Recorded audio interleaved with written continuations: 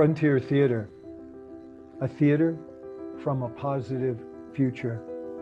One dedicated to gifting timely, transformative information via wizened guests and luminaries for the purpose of freeing our culture and planet from a negative, disastrous timeline. Join us as we explore the solutions. Hello, everyone.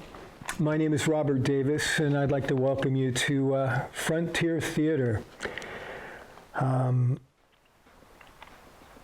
very, very fortunate to have Drew Kampion as my guest. Drew brings a lifetime of insightful wisdom to the stage of Frontier Theater via his brilliant historic writing about the oceans and surfing, his dynamic conscious entrepreneurship as a community catalyzer via the Island Independent newspaper and Drew's List.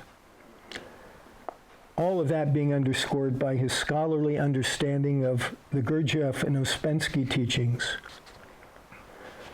I welcome Drew Kampion. Thank you, Robert. Pleasure to be here. Our goal, as is with all of our interviews, is to seek guidance from our guests as to how we can, in the shortest time possible, avert the possibility of a planetary catastrophe. So, with that being the theme, I would like to ask Drew the first question. Knowing it is ultimately an individual process, how can we as a culture inculcate the necessary consciousness into the differentiated memes of our current culture? Looking at models like Ken Wilber's memes from turquoise to red, enneagrams, human design, Western and Vedic astrologies, etc. Drew, that's the first question. Wow.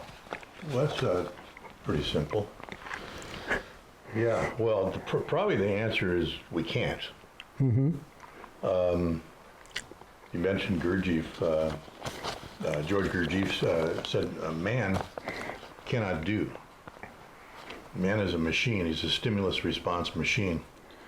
The only way that man can ever do anything in the sense of truly doing something rather than just reacting cause and effect fashion like an automaton is to become in the moment right now conscious. And once a person has reached the moment, they are where they are and aware of themselves being where they are and can kind of watch their thoughts and not be identified with their thoughts, but just objectively see themselves in the situation of this moment.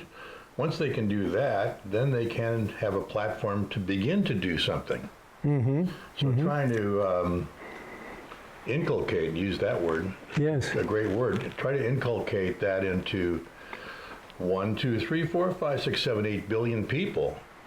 I don't know. It's you need some kind of a strong emotional imperative occurring in this vast aggregate of people on the planet, this life form that's populated this planet, not unlike a bacteria that's overcome the Earth. I don't know. The one thing I do know, and the one thing that Mr. Gurdjieff might agree with, is that it's the only place we can begin from is here and now. And it becomes an individual effort to be here and now. It reminds me of that Ram Dass book, eh? Be Here Now. Exactly. It embodies it both in one little statement. Be here and now.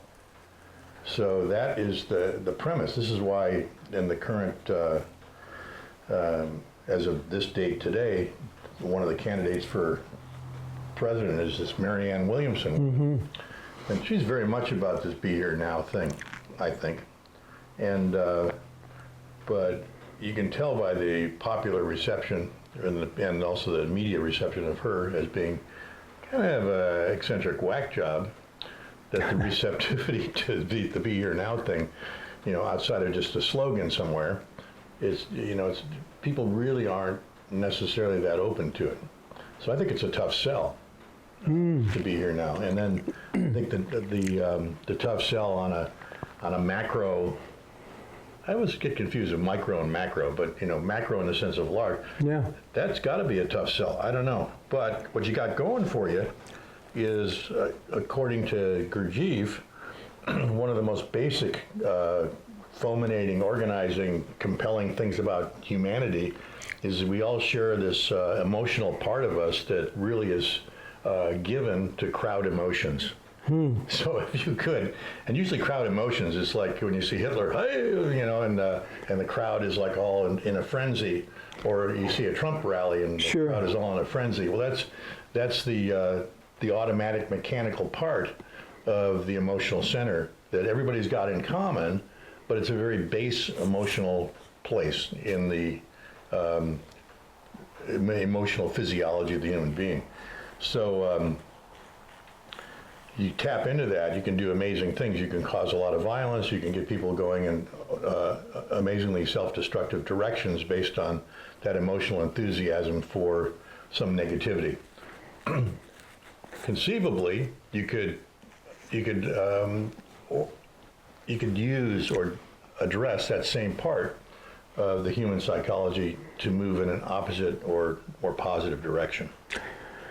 Do you think there's any room for mass psychedelics in reference to, it's almost like a emergency landing, it's like everything's on the table right now, and what's the shortest distance, looking at all the brilliant work such as Stanislav Grof and others through time, getting on the edge of a new exploration of psyche and how this could be adjusted, obviously to PTSD type of healing models. Right now, it's been recognized as being effective. Right.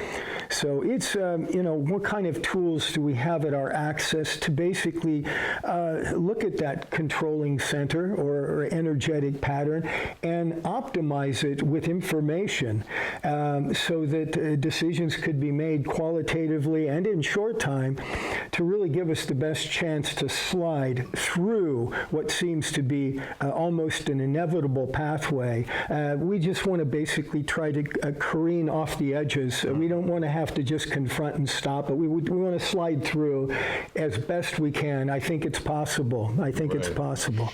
Yeah. This is what Timothy Leary originally envisioned, right? He looked at the problem, and this is how many years ago now? We're talking, 60 years ago. He looked at the situation and saw that humanity was off on a mechanical rampage in a non-functionally appropriate direction, and that he thought acid, LSD, could interrupt that momentum and introduce a different vector into the equation that could bring people back to their underlying God-given senses or God-like senses.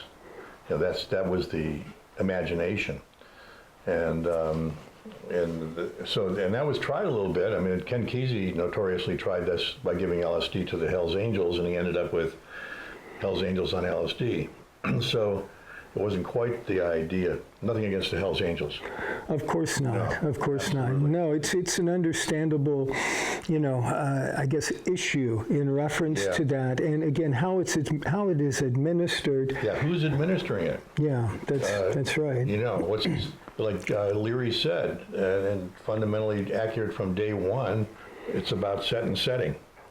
So part of the set and setting is who's giving you this. What'd you call it? A drug that contains a third force to break up the duality. Mm-hmm. Which is what LSD seems to do in part, is it gives you a new place to stand to look at the impressions of the world around us. So, who's going to administer that? How is it going to be? What's What's the? It becomes a sacrament. It becomes a sacrament to the future, right. Because there'll be so much positive in Greece, at Delphi, the mystery. That particular institution went on for 2,000 years. Wow. Every 5 years, groups of people, administrators in the government said this was a godsend for people to expand their life horizons, and it just an amazing. But, you know. The oracle. That's exactly right. Yeah, the mystery. Yeah. So it's seemingly been proven as a concept. Now, how we would get there, let's assume we get there, that this is administered or there is spontaneous consciousness on behalf of all the different strata of individual souls that are here representing probably 100 different civilizations in space, in some other part of the universe, via our seeding. So getting all these different groups to work together, as you said, there's the commonality clause that basically at that center links up everyone. I always felt it was also survival, and the true sacrament of understanding life to be so sacred, to so amazingly sacred, as almost a teaching tool for children and new souls that come to the planet to really understand that as a prime force of awakening. So all these things are up right now in the omniverse, multiverse concept that I've been observing, and it's about, thantology. It's about the study of extraterrestrial civilizations because they're here at this point in time. So it's how does that model, what does that model look like, having basically been created by a successful transformation of the human species? Well, to answer, I don't know. That's exactly the best answer. But part and parcel of that, what I'm trying to get at is trying to understand the next step conceptually for individuals. And all my guests will have their take on what that looks like and feels like. And it's a big question, but I think it's important if we can get those things on the table and at least start to evaluate them as far as integration if they're positive. We've always talked about creodes and so forth. So creating a new timeline, a new positive timeline that really draws on the wisdoms of people like yourself in different parts of the world that can contribute to creating this, option-oriented model, but one that's going forward in a positive way. So that's the reason for the question. Right. And, my answers, or such answers that I could conceivably give, have to do with the next step is the next step. Is that any kind of evolution in a conscious direction has to be based on a conscious step, followed by a conscious step, followed by a conscious step. So what is consciousness? That's for oneself. What is your individual understanding experience of consciousness? And the Gurdjieffian work, because you alluded to that earlier, and that's kind of the basis of my later in life programming. I was raised in a Catholic church with a worldview based pretty much on that. Sure. But combined with the day-to-day life of living in a house with family, which didn't really acknowledge the Catholic thing at all most of the time, but it was, didn't violate anything. I mean, there was sort of a sense of the held and kept commandments. You didn't do, you knew it was bad to tell a lie, and you knew you didn't want to steal. That kind of stuff. Those are the basic, sort of impregnated values of Christianity. But then the step out into the more Buddhist concept and a lot of the Himalayan stuff, worldview filtered down and out through Gurdjieff. He spent time there, and that was part of his deal. And that was very much an idea of meditation, except for he wanted meditation, or suggested meditation is is moment to moment in life. And he described his methodology as a way in life as opposed to a retreat sort of based way of a lifestyle. Yeah. Dealt with all the distractions of life, and still, amidst all the distractions, all the advertising, and boy, is that everything's accelerated.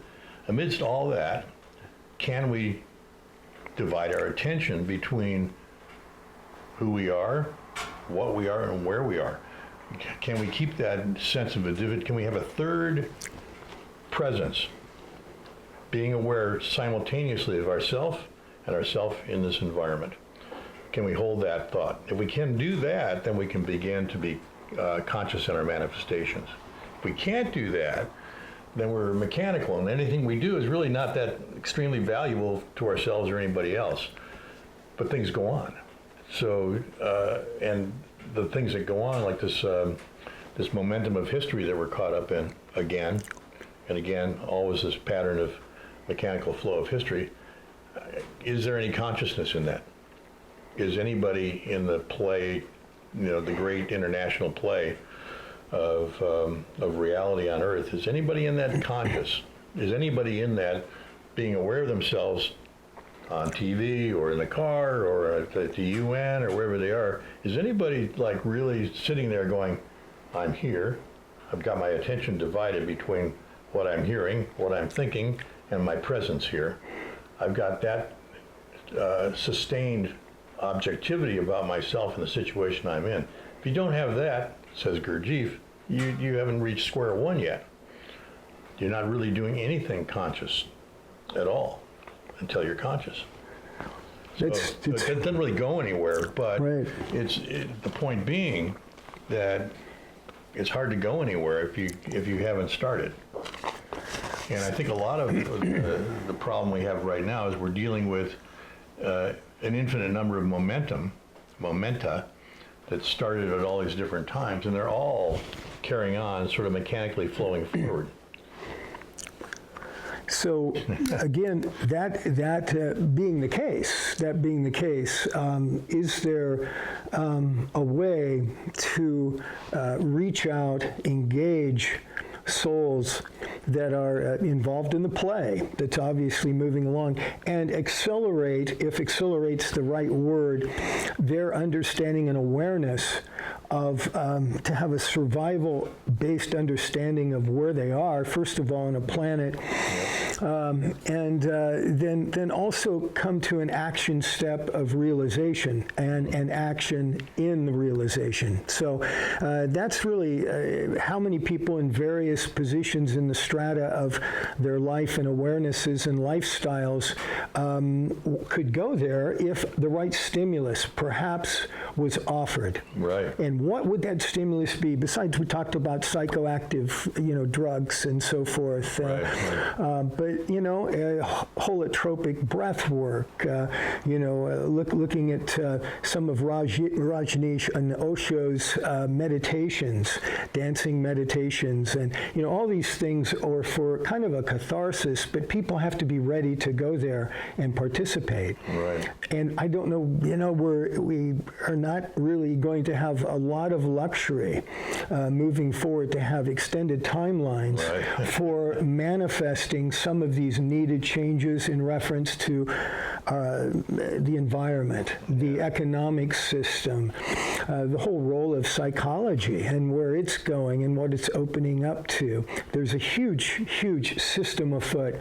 And what I hope to do with, again, assistance from people like yourself is at least have an open dialogue and create this potential model in all of its facets from all the different inputs, so that we basically end up with something that we can just try to understand and have as a model, one of probably who knows how many. But I think it's really true for the timing of it, and that's the objective.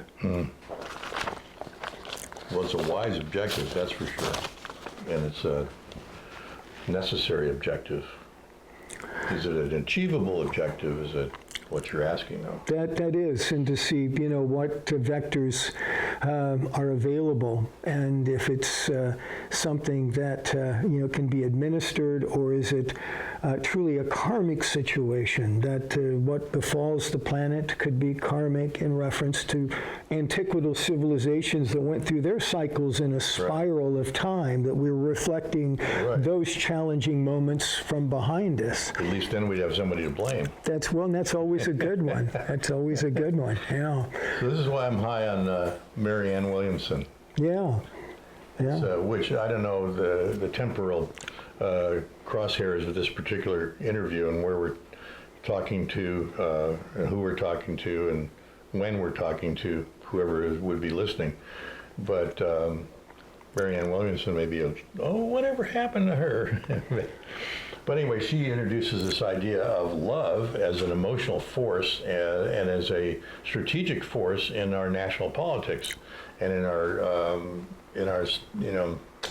it's all, I was going to say, like in the Declaration of Independence, and it's almost implied, it's almost in there. The Constitution is, love is sort of like embedded in there in a way. Not, maybe they don't even call it love, but there's that expansive quality in the emotional heart of our national origin that suggests at least the presence of love in our policy.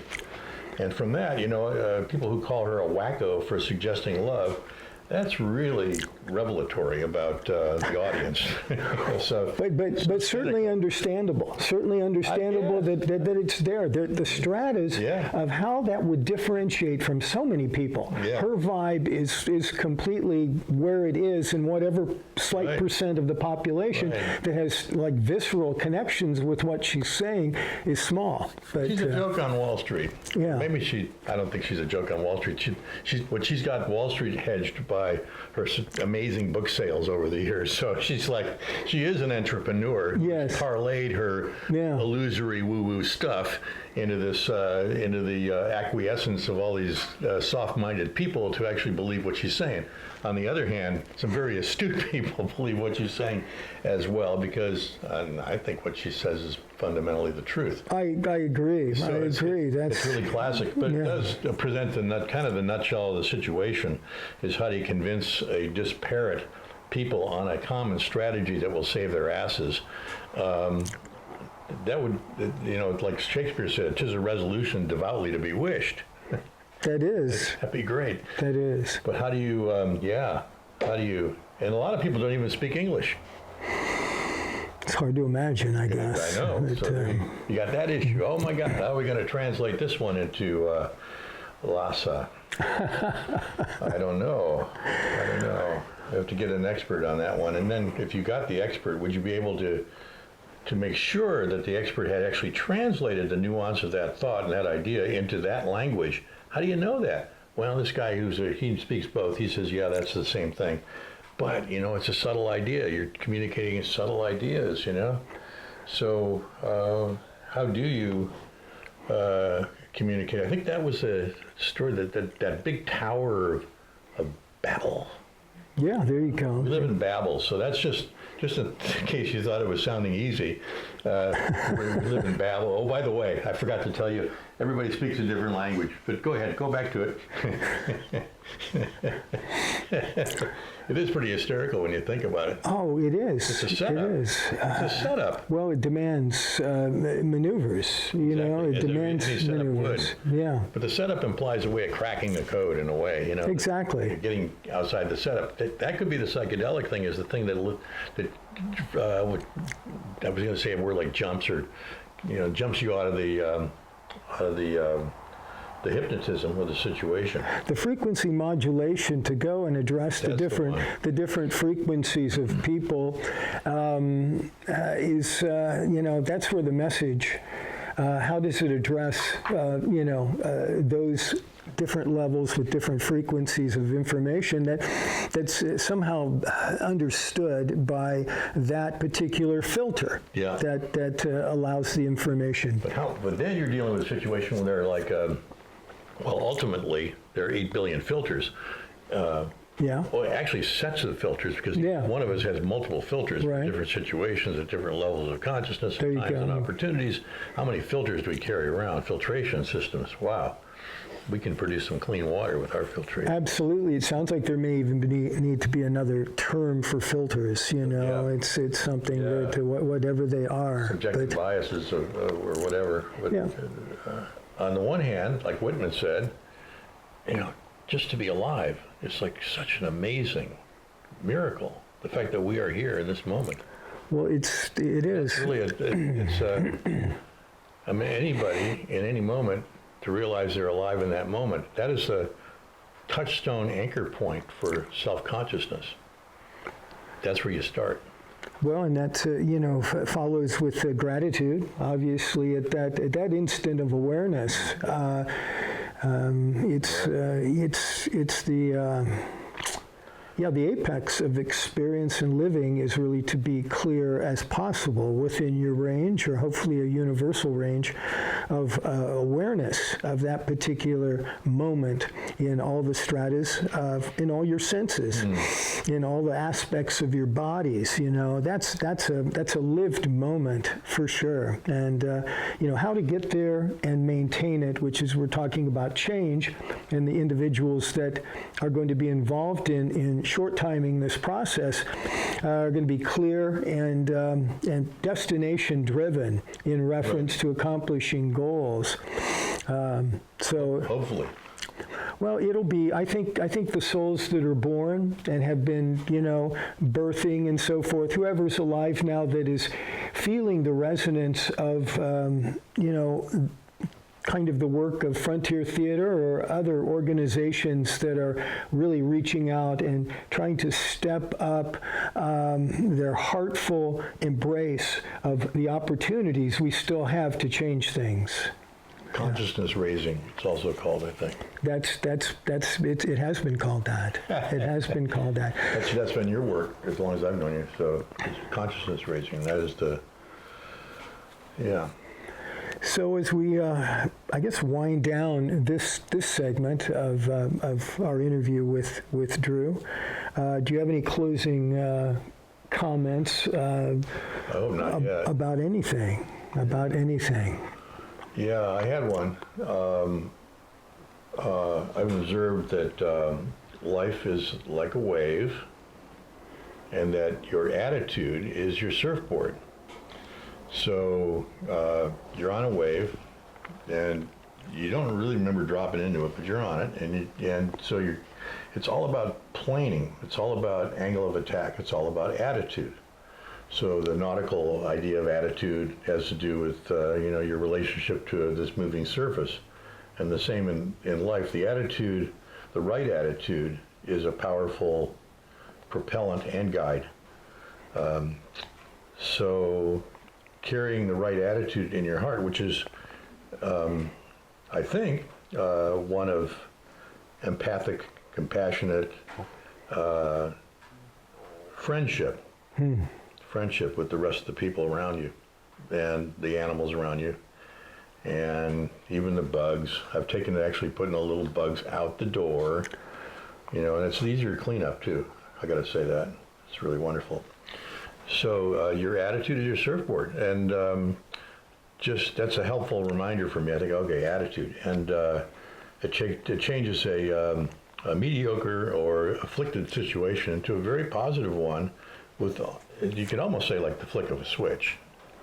Yes. Just a sense of attitudinally where you should be, given the situation.